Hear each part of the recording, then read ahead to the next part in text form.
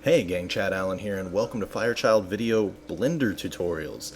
Today we're going to take a look at a cool material, how to make a nice gold material that I feel is pretty good use for, a gold ring like this, a wedding band, but I mean, we're going to teach you how to use the material. Now, this tutorial here posted on YouTube is going to be a short kind of speed version to get you through really quickly. If you want a full in-depth version of the tutorial covering everything from step 1 through far beyond what we're going to do here in this tutorial, head on over to firechildvideo.blogspot.com for the complete in-depth tutorial. Like I said, this one we're just going to fly through it.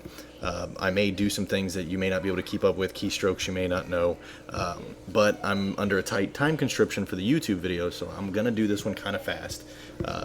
If you need a little more in-depth and a little more explanation, and you want to take this design even further, like I said, head over firechildvideo.blogspot.com. Okay, enough for the self-promotion, let's get started. Let's minimize that. Well, what I have here is I've already set up the starter scene. I've got a curved backdrop, a seamless backdrop. I've got 3 lamps set up in pretty much a 3-point lighting, real simple 3-point lighting setup, nothing fancy. We'll explain all of that in the Firechild tutorial. Okay, first step we need to do is we need to create our ring.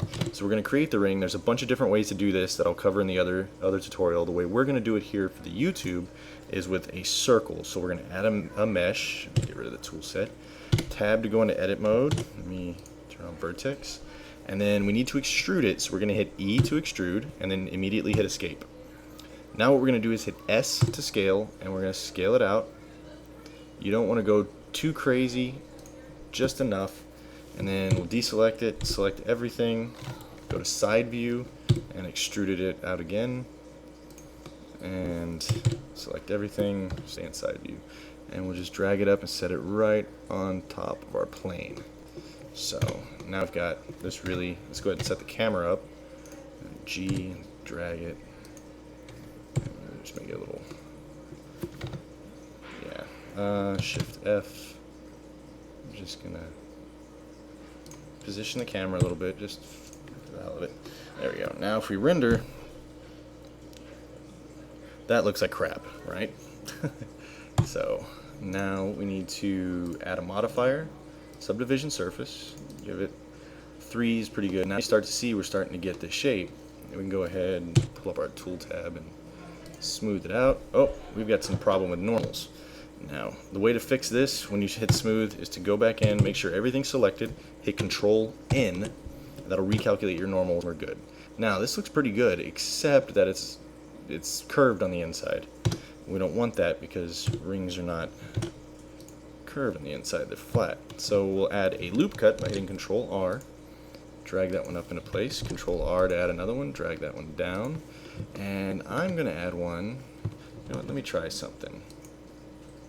Oh, wrong way. Let's try about right there. Nah. Tell you what, let's just see what that looks like if we render it. Yeah. See, so now we got a decent shape. Might want to add one to the top, just in the middle, and then add another one here. Escape, top view. The one we just added, we're going to scale it out a little bit just to give it that arc. Let's see what that looks like. Yes, looking good. Okay, now the meat and potatoes part, the texturing. So with our ring selected, we're going to add a new material. We're going to call this gold. And now you can pick the colors you want to pick for this, because depending on what colors you pick here, you can have chrome, bronze, many different things. These are the colors that, in my experimentation, kind of work the best. 0.52 and 0.13. And I'll change that to Orinator. I guess that's how you pronounce it. If I'm wrong, hey, somebody correct me. Specularity is fine, but we're going to actually increase that and bump this up to about 90. Now we're going to need to have a mirror turned on and bump up that reflectivity and change the color to 6, 7. Now if you're wondering how I know what colors to use, like I said, I experimented before we did this. It's called practice. Alright, so now we've got that set up. Let's set that to Fong.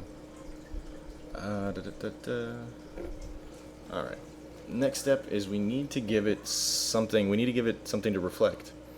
So we can go over to our textures tab, add a new texture, image or movie, open. Now what you're going to need to do is you're going to need to go Google and Google free HDR or HDRI images. Or if you want to pay for them, that's fine too. But you need to get some HDR images, like I've got one right here. They're all over the net. I'm sure you'll be able to find them with no problem. I'm going to go ahead and load my HDRI image. You can see it there. I'm going to go down here, change the coordinates to reflection. And you can use tube or sphere. We'll go ahead and use, you know what, we'll stick with, yeah, we'll go sphere. And we're going to actually, where is it? We need to pre-multiply. That's helpful. And we don't want it to influence the color. We want it to influence the mirror, but we don't want that insanely high. Let's bring that somewhere in there, like 3.3, something like that. And change it from, under image mapping, from repeat to clip. And that should take care of that, but we also need to set the world up. For the world, we'll say ambient occlusion. We'll go 0.5. We'll knock it down. Maybe bump up the samples 7 or 8. And then we need to add a world reflection, something for it to be reflecting in the world. So after you've clicked on the world tab, go back into this, and we're going to add a world reflect. We're going to add image or movie. Go down here. We're going to use the same image. And pre-multiply is on. Good. Change our coordinates from view to ANG map. And then go to the bottom. And we don't want to blend. We want horizon. And that gives us something that looks like that. But once it's there, as you're about to see. Now, after all I did, it's going to take a while to render. So I'm going to go ahead and pause and skip forward and show you the finished product. Alright, so there's the finished product. We got this really cool reflective gold material going on here. Everything looks really cool. You can actually add, I mean, now this is completely up to you, but you can add subsurface scattering, and you can play around with these settings, and that'll actually give you an even better look. I'm not going to render it because that's, well, here, I'll show you. It's going to take a while to render that. Well, you know what? I'm already rendering it, so let me just skip ahead, and you can see what it looks like with subsurf scattering. There you go. Now that is one good-looking gold material, right? Again, I'm showing you how to make like a gold wedding band. You can take it a step further and, you know, add in some elvish writing if that's your thing. But I got to agree with Kevin Smith and the Clerks 2 line. There's only one return, and it ain't of the king; it's of the Jedi. So I'm not gonna do the one ring precious thing here. So you get a wedding band out of me. But you can, I mean, the material itself, you can apply to pretty much anything.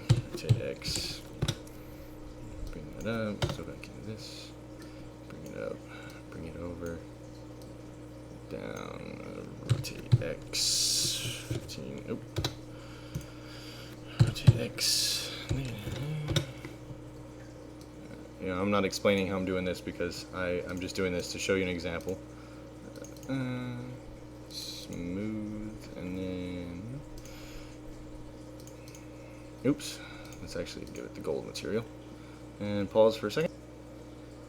How about that, huh? Like I said, this gold material works for a variety of means. Suzanne has never looked so good. Well, that's about it for this YouTube version. I'm running out of time here, but I just wanted to say one more time, for more in-depth coverage of this tutorial, for more techniques, more tricks, and step-by-step, a little more step-by-step than this one was, head over to firechildvideo.blogspot.com. I'll probably throw the name up here, and there'll probably be a link in the description down below. Head over there, check out the videos. There's this one, there's many more. There's definitely something for you to learn, something for you to enjoy, and make some really cool effects. I'm off to go see how much I can pawn a gold-plated monkey head for. See you later.